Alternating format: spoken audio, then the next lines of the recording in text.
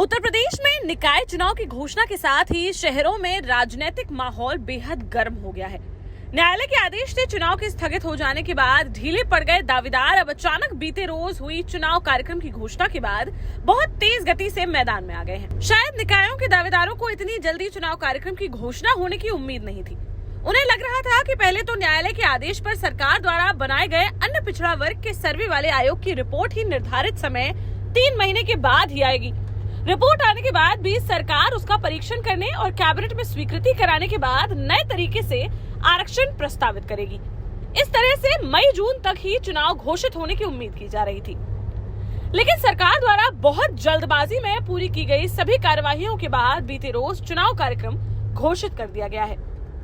निकायों के अध्यक्ष और पार्षदों के लिए 11 अप्रैल से शुरू हो रही नामांकन प्रक्रिया 17 अप्रैल तक चलेगी। 14 अप्रैल को अंबेडकर जयंती और 16 अप्रैल को रविवार की छुट्टी है। ऐसे में चुनाव लड़ने वाले दावेदार अपने प्रमाण पत्रों को बनवाने के लिए तहसील और अन्य कार्यालयों की ओर दौड़ लगा रहे हैं। झांसी जिले में सबसे बड़े निकाय झांसी नगर निगम के महापौर के लिए भी राजनीतिक दलों में टिकट के लिए मारामारी तेज हो गई है। मुख्य रूप से सत्ताधारी पार्टी भारतीय जनता पार्टी में दावेदारों की लंबी लाइन है। दावेदारों को पता है कि यदि वे टिकट हासिल करने में कामयाब हो गए तो फिर चुनाव में जीत कोई बड़ा विषय नहीं है, क्योंकि पिछले चुनाव में पहले किरण राजू बुकसेलर और फिर रामतीर्थ सिंघल भाजपा के टिकट पर आसानी से चुनाव जीत गए थे। ऐसे में भाजपा में दावेदार झांसी से लेकर कानपुर होते हुए लखनऊ तक की दौड़ लगा रहे हैं। बीते दिनों निकाय चुनाव की प्रभारी कैबिनेट मंत्री बेबी रानी मौर्य जब झांसी आई थी तब भी अनेक दावेदारों ने उनसे मुलाकात की थी।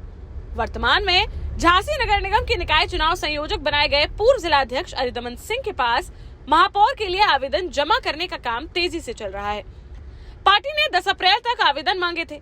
निर्धारित समय तक लगभग 1 दर्जन से अधिक आवेदन जमा होने की खबर है। इनमें मुख्य रूप से पूर्व महापौर किरण बुकसेलर, उनके पति राजू बुकसेलर, पूर्व chairman urban bank Santram painter, जिला मंत्री नंदकिशोर भिलवारे, विनीत खटीक, संजय आनंद, संजय वाल्मीकि, जिला अधिवक्ता संघ के महामंत्री छोटेलाल वर्मा, गीता बौद्ध और मऊरानीपुर के पूर्व मंत्री बिहारीलाल आर्य व रमेश श्रीवास के नाम सामने आए हैं। मुख्य दावेदारी पूर्व में महापौर रही किरण राजू बुकसेलर और उनके पति राजू बुकसेलर की मानी जा रही है। वह पिछले कई महीनों से लगातार पार्टी के नेताओं के साथ साथ सामाजिक समारोहों और अन्य कार्यक्रमों में देखे जा रहे हैं। वैसे तो पूर्व में पार्टी ने किसी अहरवार बिरादरी के प्रत्याशी के नाम पर चर्चाएं बड़ी तेजी से चल रही थी। बबीरा क्षेत्र के पूर्व मंत्री रतनलाल अहरवार का नाम भी तेजी से चला था। इसके अलावा समाजवादी पार्टी के प्रदेश महासचिव रहे पूर्व एमएलसी तिलकचंद अहरवार ने सपा से इस्तीफा देते हुए भाजपा में शामिल होने का संकेत देकर राजनीतिक गलियारों में हलचल मचा दी थी। ऐसा माना जा रहा था कि इस्तीफा और संभावित ज्वाइनिंग ऊपर के इशारे पर हो रही है और सब कुछ लगभग तय दिख रहा था। इसे भाजपा के रणनीतिकारों का मास्टर स्ट्रोक भी बताया जा रहा था। कयास लगाए जा रहे थे कि लोकसभा चुनाव में उत्तर प्रदेश के बहुसंख्यक जाटव अहरवार वोटों को भाजपा के साथ जोड़ने के लिए उत्तर प्रदेश के कई मंडलों में बहुजन समाज पार्टी के कोऑर्डिनेटर रहे और बुंदेलखंड के बड़े नेता तिलकचंद अहरवार को भाजपा में लाकर पार्टी महापौर बनाने जा रही है, जिससे कई जिलों में पार्टी को अहरवार समाज के वोटों का फायदा हो सकता है। लेकिन उसी समय चुनाव स्थगित हो गए थे और फिर यह कयासबाजी भी ठंडी पड़ती चली गई। अभी भी लोगों को ऐसा लगता है कि बहुजन समाज पार्टी से अहरवार समाज को तोड़कर अपने खेमे में लाने के लिए भाजपा यह मास्टर स्ट्रोक कभी भी लगा सकती है। यदि ऐसा हुआ तो महापौर के रूप में कोई चौंकाने वाला नाम सामने आ सकता है। झांसी की सड़कों, चौराहों, रेलवे स्टेशन पर कुछ समय से अचानक मऊरानीपुर के पूर्व विधायक बिहारीलाल आर्य की त्योहारों की बधाई देती होर्डिंगें देखी जा रही हैं। झांसी के कई मोहल्लों में वे कमरों में बैठकर पार्टी को मजबूत करते भी दिख रहे हैं।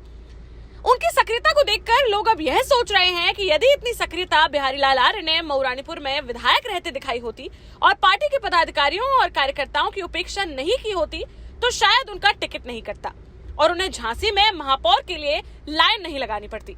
फिर भी उनकी झांसी में सक्रियता और अंधाधुंध किए जा रहे खर्चे को देखकर ऐसा लगता है कि शायद उन्हें ऊपर से अपने टिकट के फाइनल होने का पूरा विश्वास है।